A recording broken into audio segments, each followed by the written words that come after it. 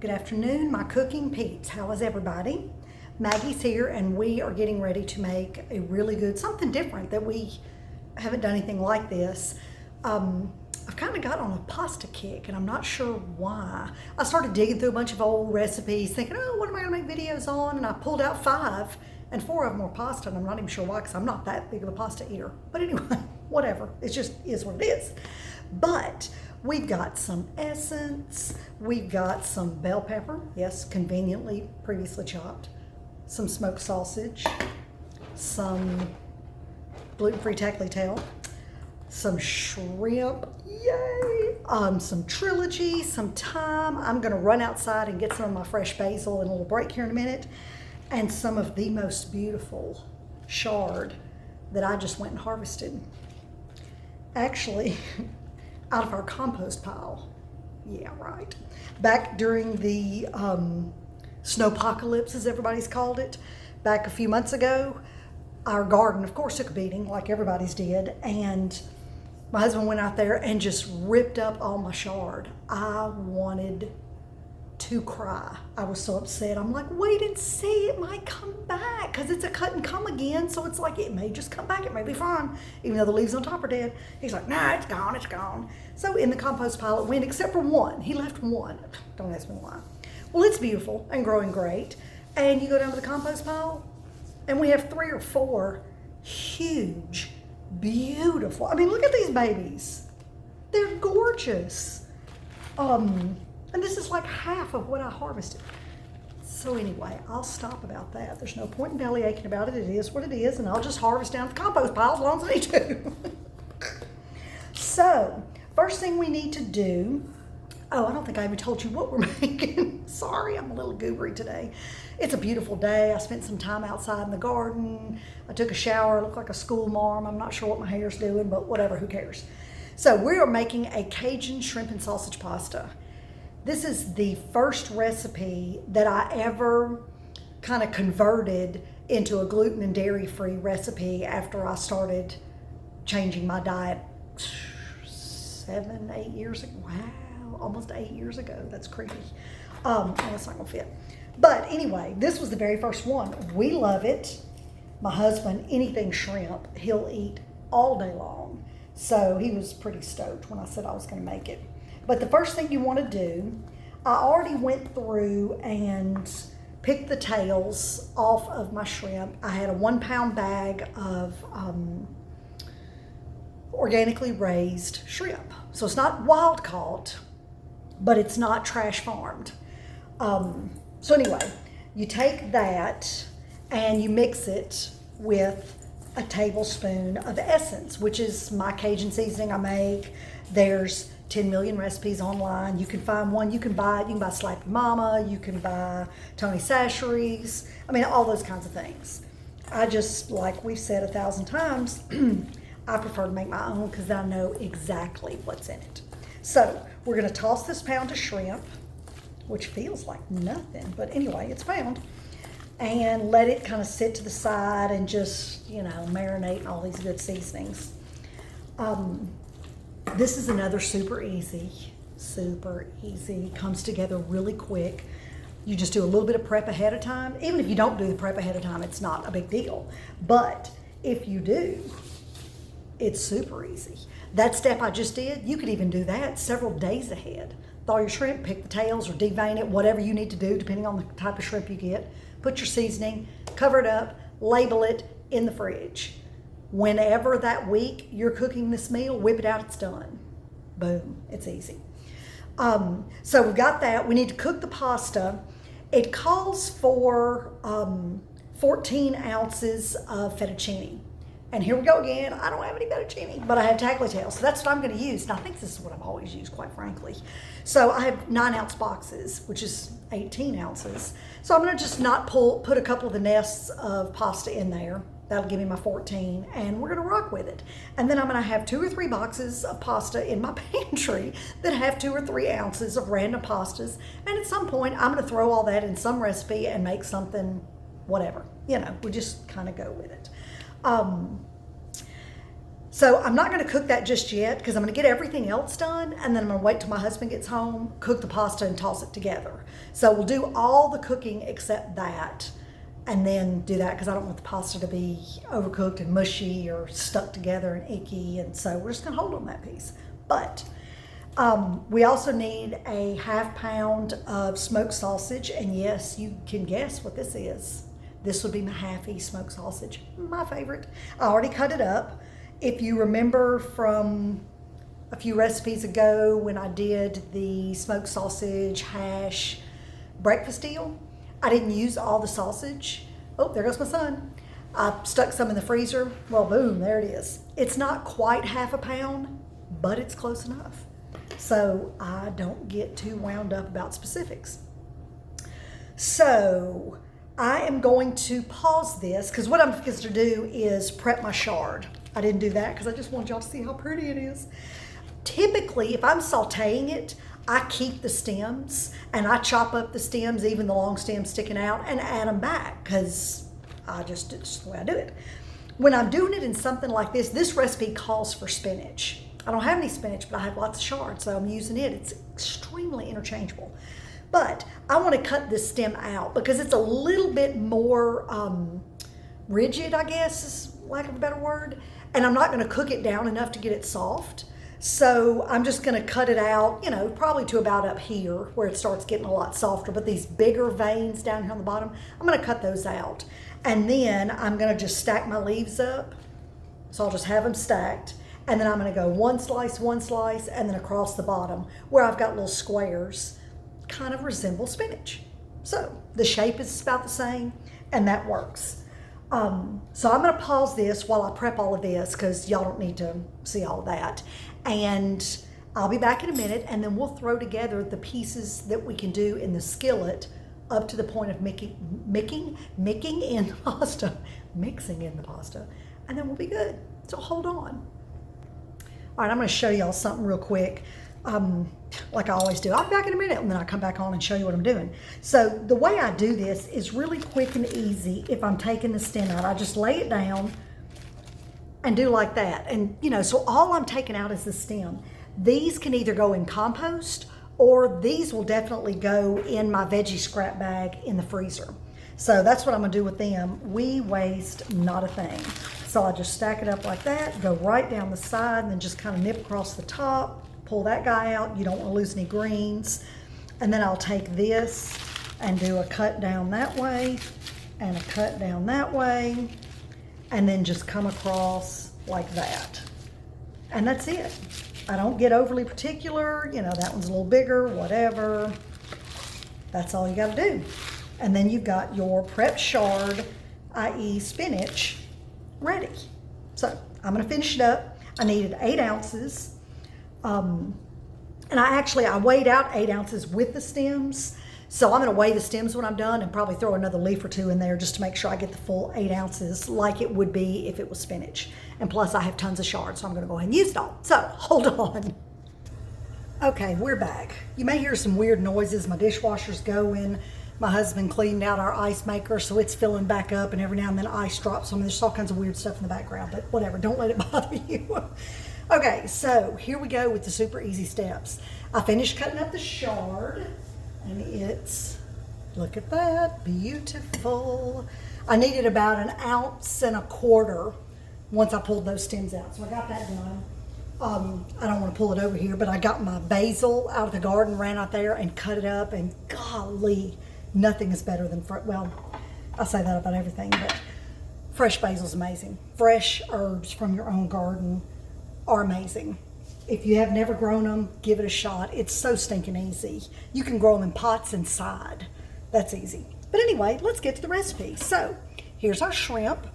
Recipe says about 1 tablespoon of lard. I just threw some bacon grease in my breakfast skillet. You know how I am about that. And in goes my shrimp.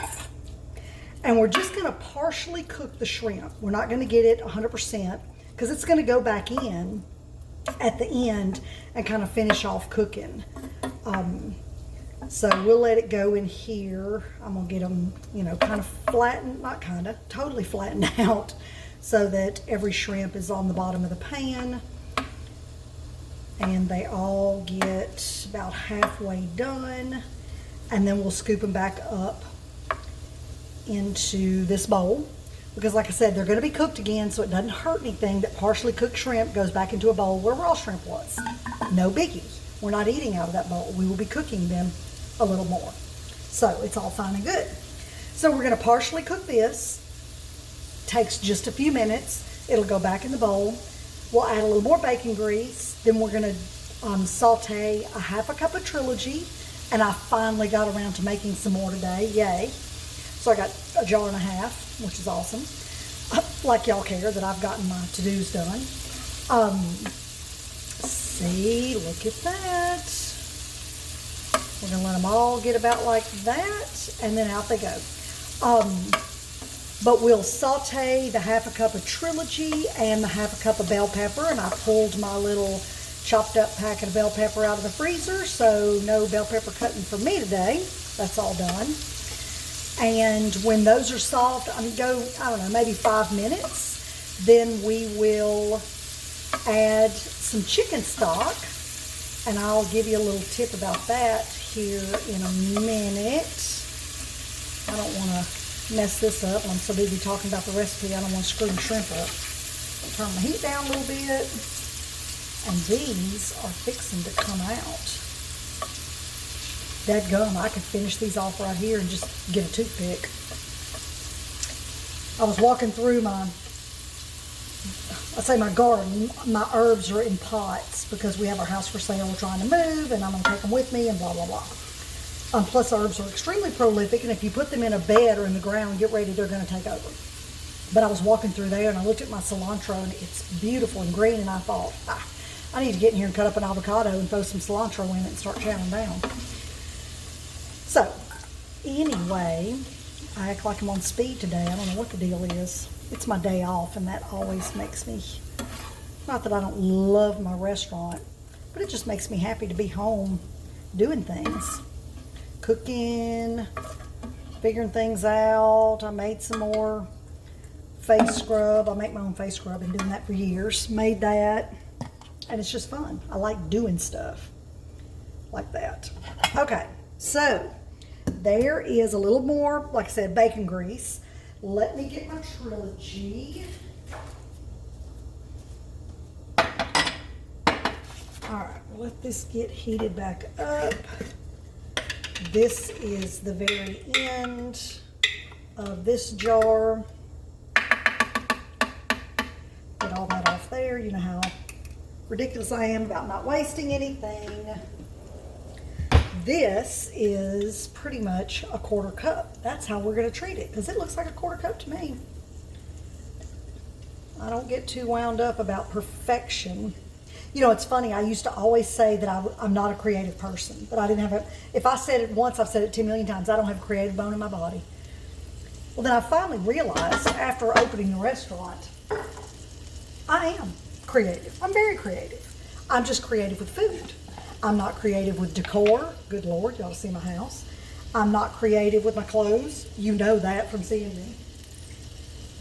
But I'm creative with food. So, this, I always say, cooking is an art, not a science. So there you go. There's my creativity. I have no idea why I'm on such a tear today. I hadn't been here by myself all day. It's not like I'm lonely or anything. My son just left. My husband's been here all day. Oh, well. Oh, but I'll tell you what, I'll show y'all while this is, I'm not going to make y'all watch 5 minutes of sauteing onions and bell pepper, but that's what we want to do with this. But let me show you my face scrub, like you care. It looks like mud. It smells like chocolate. It's amazing. It is used coffee grounds, organic of course, coconut oil, coconut sugar, and baking soda. I've been using it for several years, probably at least 5 years. It's super simple to whip up. I keep it in my shower. every morning or afternoon, depending on when I shower, depending on what's going on. I just scrub my face with it. It's a scrub and a moisturizer all in one, and it's awesome. I am a huge believer in, if you won't eat it, don't rub it on your skin. Because if it goes on your skin as your largest organ, it's going to be absorbed through your entire body. So if whatever stuff you're putting all over your face and body isn't something you'd squirt straight in your mouth, I would challenge you to reconsider what you're doing. I would eat that. I mean, it would be weird, but I would eat it. You know, coffee grounds, coconut oil, coconut sugar, baking soda, yeah, all day long. So anyway, off the high horse. So I'm going to pause so I don't keep babbling like a maniac, and let this finish sauteing, and then we'll be back for the next step. You know, I'm going to tell you while I'm just cooking down this trilogy and bell pepper, you can get this to whatever point you want it. If you like your veggies a little crunchy, then don't get it all the way soft. If you don't want them crunchy, I'm not interested in crunchy bell pepper, then just keep cooking it down. It may take a little longer. I mean, who cares? It's your kitchen. Do what you want to do. Eat it the way you want to eat it. Fix it the way you want to fix it. I'm going to let mine cook down a little longer just because I want the flavor kind of, you know, melded in, but I don't want to crunch down into one of these aromatics. So I'm just going to let it keep going a little bit. And then from here, I think when I was talking a minute ago, I left out the sausage. So we'll add the sausage. Just let it sear till it starts releasing some of its juicy fat, which is yummy. Then add our chicken stock. Oh, what I was going to tell you on chicken stock. So, little cheater tip. I mean, nothing super fancy. But I have my chicken stock in the freezer in 16-ounce deli cups. So I only needed 3/4 of a cup. So if I thawed the whole one out, then I'm going to have a 1.25 cups sitting in the refrigerator that I'm going to have to figure out how to use. Depending on what else I'm cooking, I may or may not need it. I mean, I can always drink it, but, you know, just it's like, okay, what am I going to do? So I let it sit out for, I don't know, a couple hours. It was still frozen, but I poured off what was really liquid, and then I took a knife. I mean, it was frozen, but it was kind of soft, and just kind of jabbed through it, not quite halfway, because, you know, if it's 16 ounces, it's 2 cups. So if you go halfway, that's 1 cup. So I went a little shy of that and just chipped through it until I got that chunk out, put it in my measuring cup, put the rest back in the freezer because it was still frozen. So it worked great. I didn't have to thaw the whole thing. I still have 1.25 cups in there, and I've got what I need. So, you know, I told you that wasn't real super exciting or fancy, but there you go. A little cheater tip on how you can get out some of what you need without thawing the whole thing. All right, this looks good to me. I'm going to add my sausage. And we'll just let it, I could just bury my face in that basil over there. We're going to let it cook down just a few minutes, about 3 minutes maybe. We just want to get it hot. Like I said, let the fat start releasing from the sausage. So I'll pause it and come back when it's time to go to the next step, because this is what we're going to be looking at for a few minutes. Okay. This, my peeps, is when we need the smell-o-vision. Dadgummit, this smells good. All right, but from here, I'll quit drooling. We need to add in our 3/4 of a cup of chicken stock. And we're just going to deglaze the pan. And if you don't know what that means, that's just where all the little browned bits that are stuck to the bottom of the pan from whatever you've been cooking in here, which in this case would be our onions, garlic, celery from our trilogy, little pieces of the sausage.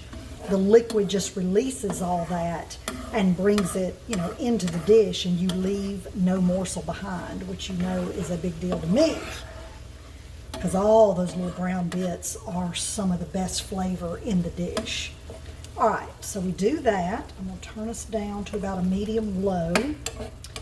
And then, sorry for all the noise, get all that off my spoon.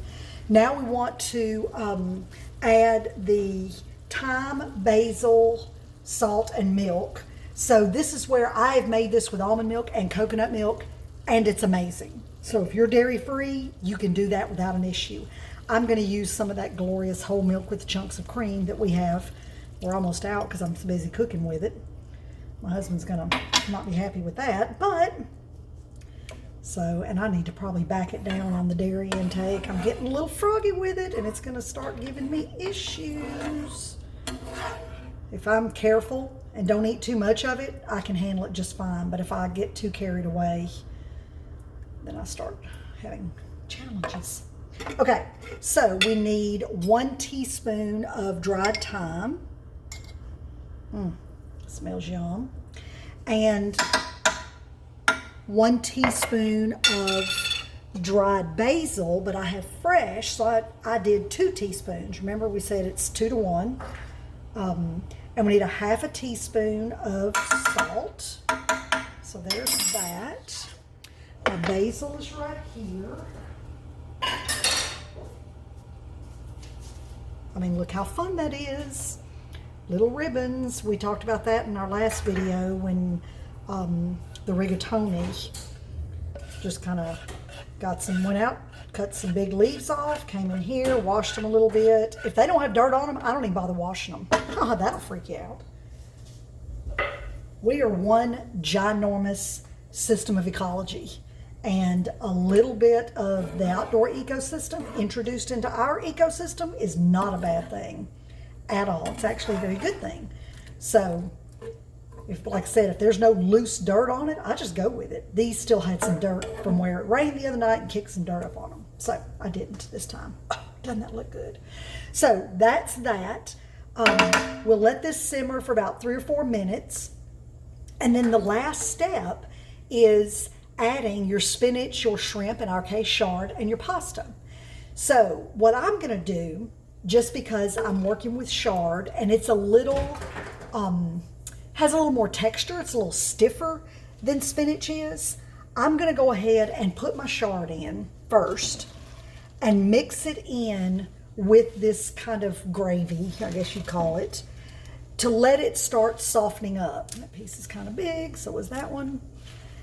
And then I've already turned my heat off. I'm just going to put my shrimp on top and put a lid on this and just let it sit here. The shrimp will just, barely cook because there's just heat from the gravy, but the chard is cold. And then it'll just sit here until my husband gets home, and then I'm going to make the pasta. We'll toss it in here, and supper's ready. And it is done, and we are going to chow. So I will stop on that note, and I'll come back when it's time to add the pasta.